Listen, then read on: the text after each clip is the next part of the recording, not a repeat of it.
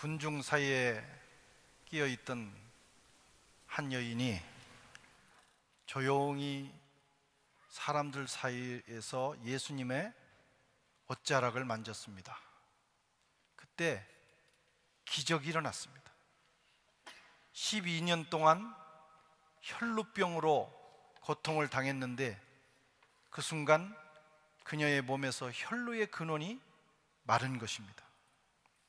깨끗하게 치유되었습니다.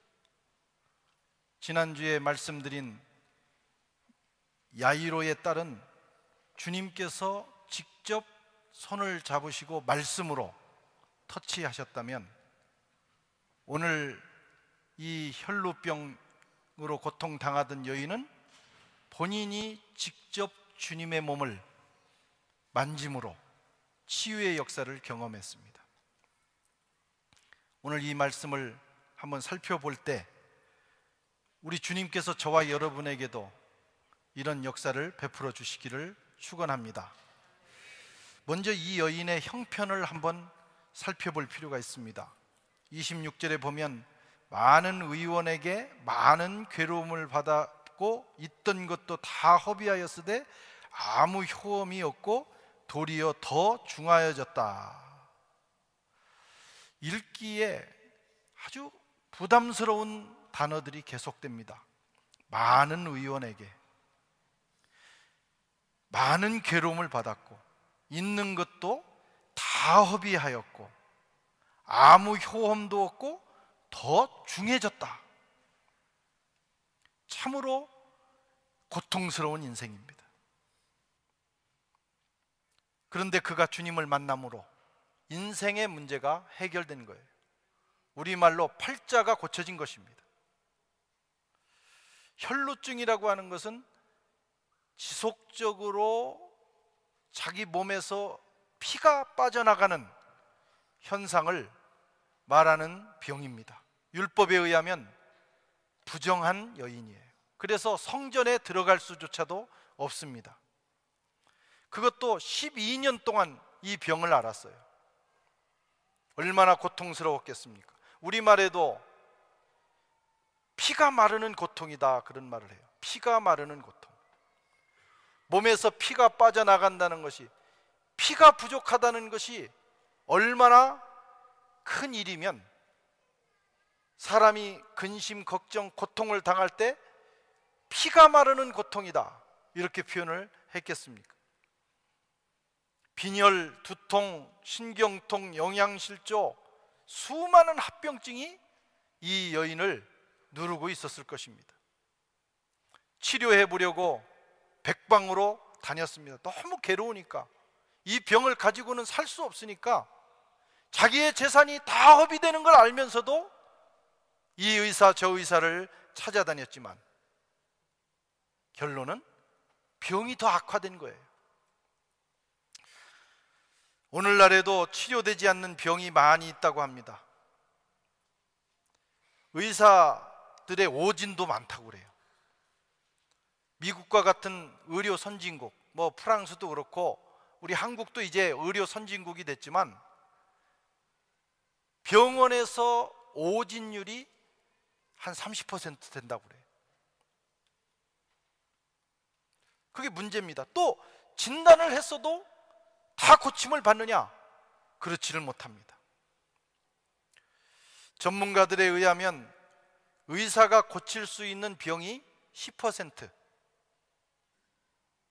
약으로 고쳐지는 것이 10%, 나머지 80%는 사실은 앓다가 자연적으로 낫거나, 우리가 감기가 걸리면 감기약을 먹습니다. 그런데 사실 그 감기약으로 감기가 고쳐지는 것이 아니라 감기의 고통을 견딜 수 있는 힘을 준다는 거예요. 그래서 약을 먹어도 아플 만큼 다 아프고 낫는 거예요. 먹으나 안 먹으나 사실은 별 차이가 없습니다. 자연 치유가 되는 거죠. 그렇게 되거나 아니면은 앓다가 죽는 거죠. 80% 정도가 그렇다고 하니까 사실 사람의 의술로 고칠 수 있는 병이 그렇게 많이 되지를 않습니다. 게다가 병을 고치러 갔다가 다른 병을 얻어오는 경우도 있어요. 이게 더 큰 문제입니다. 우리 교회를 섬기다가 들어가신 집사님 중에 저는 그분을 통해서 여러 번 그 자기 간증을, 이 간증이라고 하기는 좀 그렇고 그 자기 경험을 얘기를 들었어요. 이름을 대면 다 알만한데 개인 프라이버시가 있으니까 얘기는 안 하겠습니다. 본인이 여러 번 얘기했으니까 그냥 허락 안 받고 얘기하는 거예요. 군대에 있을 때 치질이 심했다고 그래요. 그래서 너무 괴로워서 군대 통합병원에 치질 수술을 하러 들어갔습니다. 그날 군의관이 우리 집사님의 치질을 수술했는데 수술 끝나고 꽤 보니까 맹장 수술을 해버린 거예요. 뭐 술을 먹었는지 이 사람이 제정신이 아니었는지, 어떻게 치질하고 맹장하고는 위치가 다르잖아요. 상당히 떨어져 있잖아요. 그런데 왜 배를 가르냐 이거예요. 정말 어이없는 일이 일어났어요. 그리고 더 큰 문제는 다 이렇게 이제 그래도 꿰매고 뭐 치질 수술도 또 했겠죠. 그리고 이제 회복을 하는 중인데 그 수술한 자리가 계속 부작용이 나고 너무너무 괴로운 거예요. 그래서 다시 병원에 가서 찍어보니까 이 군의관이 그 안에다가 바늘을 넣고 그냥 꼬맨 거예요. 남일이라고 여러분 편안하게 듣고 웃기도 하지만 본인은 얼마나 고통스러웠겠어요.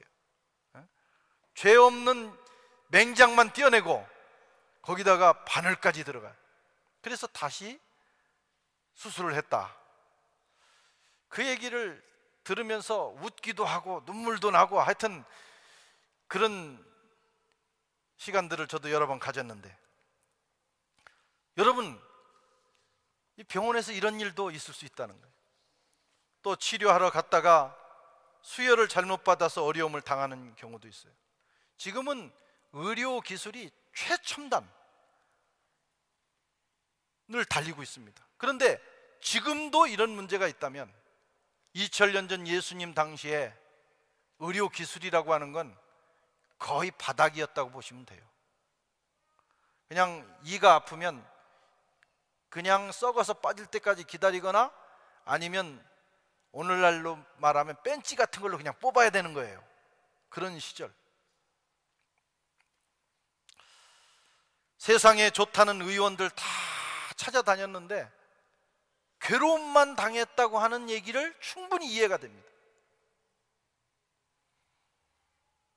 재산도 다 날렸고 이 여인은 병만 악화되었습니다. 그렇다고 제가 의술을 불신하는 건 아닙니다. 의술도 하나님께서 인류를 위해서 주신 일반 은총입니다. 가능하면 이 의술을 우리가 활용해야 됩니다. 그러나 맹신하면 안 된다는 거죠. 의술로 다 된다고 생각하면 안 되는 거예요. 우리의 생명과 우리의 건강은 사실은 하나님의 손에 있습니다. 80% 그분이 지켜주셔야 되는 거죠. 우리가 할 수 없는 부분이 더 많다, 이런 말씀입니다. 그 영역은 하나님의 영역입니다. 우리가 할 수 있는 부분은 우리가 최선을 다하지만, 그래서 정말 훌륭한 의사들은 자신들이 할 수 없는 부분을 고백을 합니다. 양심적인 의사들이죠. 그 부분은 하나님이 하시는 거예요. 창조자 하나님, 우리를 지으신 하나님, 우리의 생사화복을 주장하시는 하나님께서 개입하실 때 여러분, 우리가 건강하게, 충분히 건강하게 살 수가 있습니다. 제가 종종 말씀을 드리지만 우리는 완전히 건강할 수는 없어요. 아무리 기도를 많이 하고 아무리 영적으로 뛰어나도 완전한 건강은 없어요. 왜? 우리가 죄도 짓고 또 우리 관리를 잘 못하잖아요. 하나님이 주신 대로 살지를 못하잖아요. 우리의 환경이 얼마나 오염되어 있습니까? 그래서 완벽하게 건강할 수는 없지만 하나님 은혜 가운데 살면서 하나님께서 우리를 지켜주시면 충분히 건강할 수 있다. 그 충분한 건강으로 하나님을 섬기고 인생을 살고 하나님이 주신 인생 찾아 누리다가 이 인생 소풍 끝나는 날 주님 앞에 서서 주님 건강 주셔서 감사합니다. 소풍 잘 놀고 돌아왔습니다. 이렇게 고백할 수 있어요. 저는 그렇게 믿습니다. 그래서 저는 기도할 때마다 우리 교인들의 건강을 위해서는 빠지지 않고 기도해요. 제 모친이 저를 낳고부터 평생을 아팠기 때문에 아픈 것은 싫어. 그리고 아프다는 것이 본인이나 가족들에게 얼마나 많은 영향을 주는지를 알기 때문에 하나님, 우리가 영혼 구원받은 것 첫째 복이고 두 번째 복은 건강의 복이다. 근데 하나님 건강의 복을 주세요. 점점 우리 교인들이 점점 건강해지고 완전히 건강할 수는 없지만 충분히 건강할 수 있도록 치유의 강이 흐르는 교회 되게 해주세요. 그렇게 기도해요. 하나님은 우리에게 건강도 주시고 또 아픈 분들을 치유하시는 하나님이십니다. 마태복음 8장 17절에 보면 이는 선지자 이사야로 하신 말씀에 우리의 연약한 것을 친히 담당하시고 병을 짊어지셨도다 함을 이루려 하심이라. 주님이 이 땅에 오신 목적 중에 하나가 병을 고쳐주시는 거예요. 첫 번째 목적은 영혼을 구원한 거지만 영혼 구원받은 우리가 주님 나라 갈 때까지 병에 걸릴 수도 있고 또 병을 그때 고쳐주시고 또 걸리지 않도록 우리의 건강을 지켜주시는 이가 하나님이시라는 거예요. 베드로전서 2장 24절에는 친히 나무에 달려 그 몸으로 우리의 죄를 담당하셨으니 이는 우리로 죄에 대하여 죽고 의에 대하여 살게 하려 하심이라. 저가 채찍에 맞음으로 너희는 나음을 얻었나니. 그냥 이 땅에 계실 동안만 고쳐주시는 것이 아니라 주님이 십자가에 달리셔서 우리의 죄를 사하신 것처럼 채찍에 맞으셔서 우리가 건강할 수 있는 권리를 만들어 놓고 가신 거예요. 지금 주님이 하늘나라에 계셔도 우리는 주님이 이루신 그 채찍에 맞아서 이루신 건강할 수 있는 권리를 누릴 수 있어요. 주님은 병을 고쳐주시는 분이십니다. 지금도 주님은 여러분과 저의 연약한 것을 짊어지시고 병을 치료해 주시기를 원하십니다. 그것을 믿으셔야 돼요. 왜? 주님이 십자가에 달리신 것도 고통스러운 일이지만 수를 헤아릴 수 없는 그 채찍을 맞으신 거 얼마나 고통스럽습니까? 한 번 채찍이 주님의 몸을 휘감을 때마다 살점이 떨어져 나가고 뼈가 드러났다고 그랬어요. 주님이 왜 그 고통을 당하셨습니까? 사랑하는 성도들이 건강할 수 있는 그 권리를 만들어주기 위해서 그러신 거예요. 그것을 누리는 것이 우리가 주님을 섬기는 것입니다. 저와 여러분들에게 금년 한 해 건강의 축복을 흘려보내주시기를 축원합니다. 이 여인이 나음을 얻는데 어떻게 얻습니까? 이 여인이 사람들 사이를 비집고 들어가서 뒤에서 몰래 당당하게 자기를 드러낼 수 없는 사정이 있는 여인이니까 몰래 주님의 옷자락에 손을 댔는데 그만 손을 대는 순간 자신의 몸이 확연하게 깨달을 만큼 성경은 혈루의 근원이 멎었다. 피가 흘러나왔는데 그 순간 피가 멎더니 몸이 소생케 되는 거예요. 이 여인은 주님이 오셨다는 소식을 듣고 달려나와 물에 빠진 사람 지푸라기라도 잡는 심정으로 주님의 옷자락을 만졌습니다.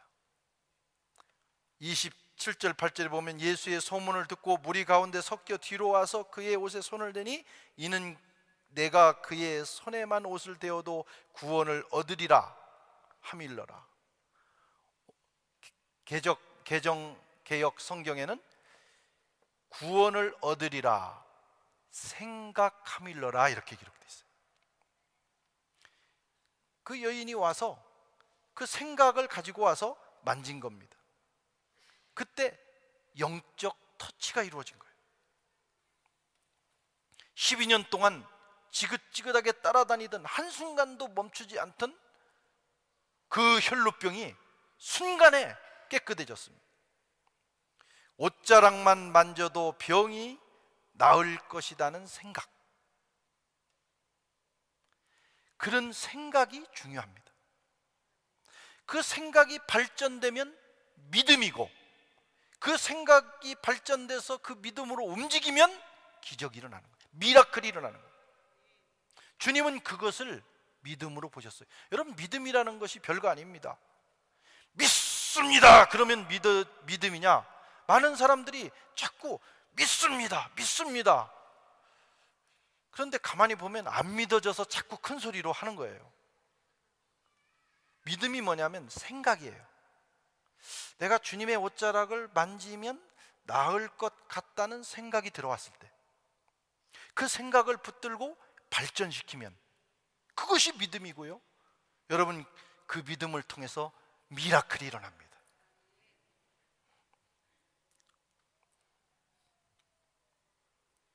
그 믿음을 가지고 주님의 옷자락을 만졌더니 영적 터치, 기적을 일으키는 사건이 된 것입니다. 믿음의 터치가 중요합니다. 그냥 만진다고 기적이 일어나는 건 아니에요. 예수님 주변에 얼마나 사람들이 많았을까? 아이들도 있고 여인들도 있고 수많은 사람들이 왔을 거예요. 이 아프리카 선교를 가면 어떤 나라, 우리가 가는 말리 같은 코트디부아르 같은 경우는 그런 경우가 적은데, 그 전에 말리라는 나라, 더 최빈국을 간 적이 있는데, 공항에서 탁 내리면 말이죠, 아이들이 그냥 수십 명이 밀려옵니다. 거기 어른도 끼어가지고 이렇게 와가지고 신기한가 봐요.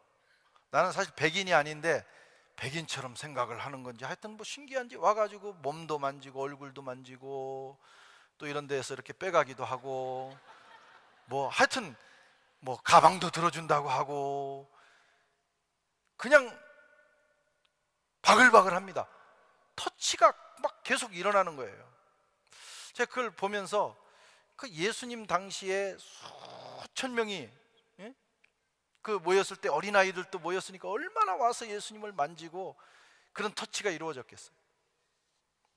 그렇다고 해서 기적이 일어난 건 아니라, 이 여인에게 기적이 일어났어요. 주님이 그걸 아셨어요. 능력이 빠져나가는 걸 아셨어요. 그래서 묻습니다. 누가 내 옷에 손을 댔느냐? 제자들이 너무 희한한 질문을 하셨다 생각하고 말하기를, 주님, 이렇게 많은 무리가 있고 지금 이렇게 반지고 있는데 누가 손댔냐고 물으시면 어떡합니까? 누가 내게 손댔다.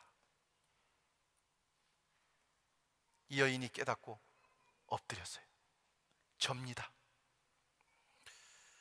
여러분, 많은 사람들이 주님과 접촉했지만 어떤 사람에게도 기적은 일어나지 않았어요.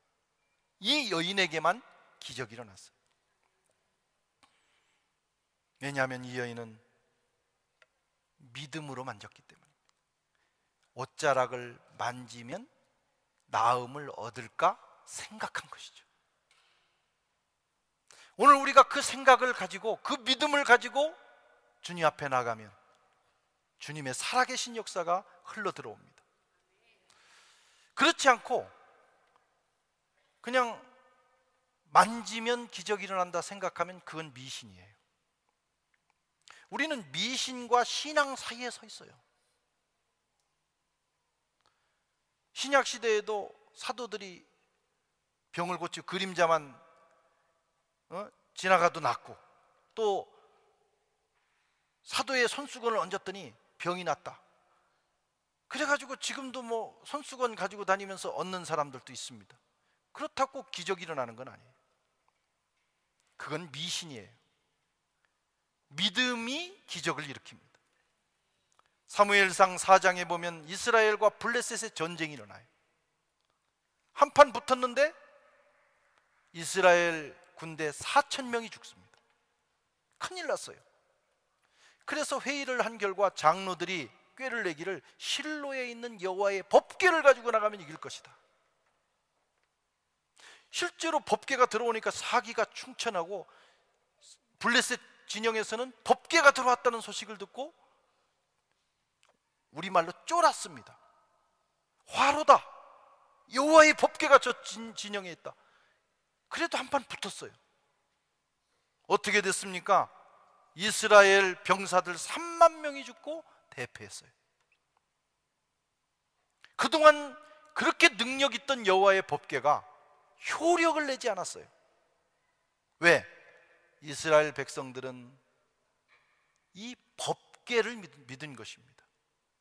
자기들의 신앙, 하나님을 향한 신앙은 다 버렸는데, 하나님께 대한 믿음과 신뢰는 버렸는데, 이 법궤가 나가면 이 법궤가 무슨 능력을 발휘할 것이다. 그게 미신입니다. 그래서 그들은 대패하고 법궤마저도 빼앗기는 부끄러움을 당했어요. 여러분, 우리의 신앙이 미신과 신앙 사이에 늘 양발을 디디고 서 있어요. 점검해 보셔야 돼요. 우리가 주님 전에 나와 예배를 드립니다. 믿음이 없이 드리는 예배, 미신적 예배가 될 수 있어요. 똑같은 예배지만 그냥 하나님께 대한 믿음과 그런 생각은 없는데 찝찝해서 나와서 예배 드리고 그냥 예배 드렸으니까 됐다 생각하면 미신입니다. 하나님은 살아계셔서 지금 영으로 이곳에 와 계시다. 내가 그 하나님을 만난다는 생각, 그 믿음으로 예배를 드린다. 그러면 그것은 신앙이에요. 기도도 마찬가지. 그러나 그냥 예배만 드리고 가는 그 행위는 미신이 될 수 있는 거예요. 저와 여러분이 미신의 세계에서 신앙의 세계로 넘어가실 수 있기를 바랍니다. 그래서 살아계신 하나님과 인격적 만남, 믿음의 만남을 하셔야 돼요. 주님의 옷자락을 믿음으로 붙드시는 저와 여러분 되시기를 바랍니다. 그러면 역사가 일어납니다. 인생의 고된 문제가 해결됩니다. 주님의 권능이 우리 속에 흘러들어와요. 이 여인에게 주님께서 말씀하셨어요. 딸아, 내 믿음이 너를 구원했느니라. 평안히 가라. 오늘 또 이 믿음의 역사는 계속됩니다. 우리가 이 여인과 같은 생각을 하고 그 믿음으로 주님 앞에 나가면 미라클, 주님이 행하시는 역사를 경험하는 것입니다. 어떻게 오늘날은 어떻게 주님의 옷자락을 만질 수 있을까? 그것은 말씀을 붙드는 거예요. 말씀은 예수님의 존재 방식입니다. 그분은 말씀으로 계시다가 말씀이 육신이 되어 오셨어요. 지금도 주님은 말씀하고 계십니다. 하늘로 승천하신 후에 주님은 말씀을 우리에게 남겨놓고 가셨어요.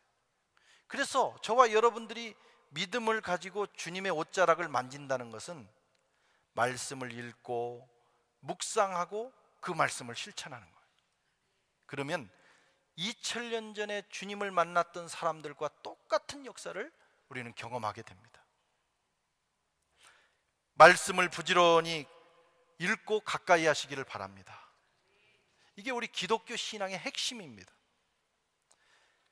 가버나움에 사는 백부장이 자기의 집 하인을 위해서 기도했습니다. 주님, 고쳐주십시오.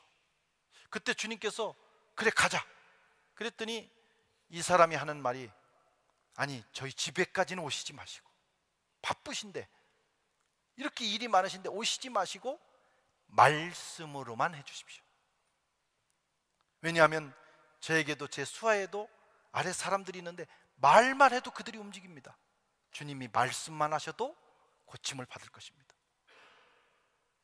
이 백부장은 이방인이었지만 하나님의 원리를 알았어요. 유대인들의 사고는 말은 곧 사건이라는 사고를 갖고 있습니다. 천지를 창조하실 때 하나님이 말씀으로 창조하셨어요. 빛이 있으라 그랬더니 그 말씀이 그냥 공허한 소리가 된 게 아니고 빛이 있으라는 말씀이 나오자마자 빛이라는 사건이 나온 겁니다. 이게 히브리적 사고예요. 그런데 히브리인들은, 유대인들은 그 놀라운 말씀의 역사를 잃어버렸는데, 그냥 종교화됐는데, 이 이방인 백부장이 말씀의 능력을 안 거예요. 그래서 말씀으로만 하셔도 됩니다. 주님께서 그에게 말씀하기를, 이스라엘에서 이만한 믿음을 찾아볼 수 없다. 내 믿음대로 되라. 그 즉시 그 아이가 나았어요. 말씀의 능력을 믿어야 합니다. 그것이 주님의 옷자락을 만지는 거예요. 주님이 말씀만 하셔도 하늘의 권능들이 움직입니다. 꼭 주님이 오셔서 안수해 주셔야 되는 건 아니에요. 주님의 말씀이 지금도 2000년 전처럼 우리 가운데 역사하고 있어요. 우리가 그 말씀을 믿고 그 말씀을 마음으로 붙들면 이 여인이 주님의 옷자락을 터치한 것처럼 영적 터치가 이루어지고 병이 나음을 얻고 귀신이 떠나가고 우리의 인생이 회복되는 기적이 일어나는 것입니다. 시편 107편 20절에도 저가 그 말씀을 보내어 저희를 고치사 위경에서 건지시는도다. 말씀이 역사하십니다. 또 하나는 성령님을 통해서 우리가 영적 터치가 이루어져요. 예수님은 제자들을 이 땅에 두시고 가시면서 고아처럼 버려두지 않고 다시 오시겠다 그랬어요. 그리고 성령님을 설명하시고 성령을 보내셨어요. 요한복음 14장 18절에 내가 너희를 고아와 같이 버려두지 아니하고 너희에게로 오리라. 예수님은 지금 성령을 통해서 우리와 함께 계십니다. 우리 마음에 계셔요. 예수 믿는 순간 내 속에 들어와 계십니다.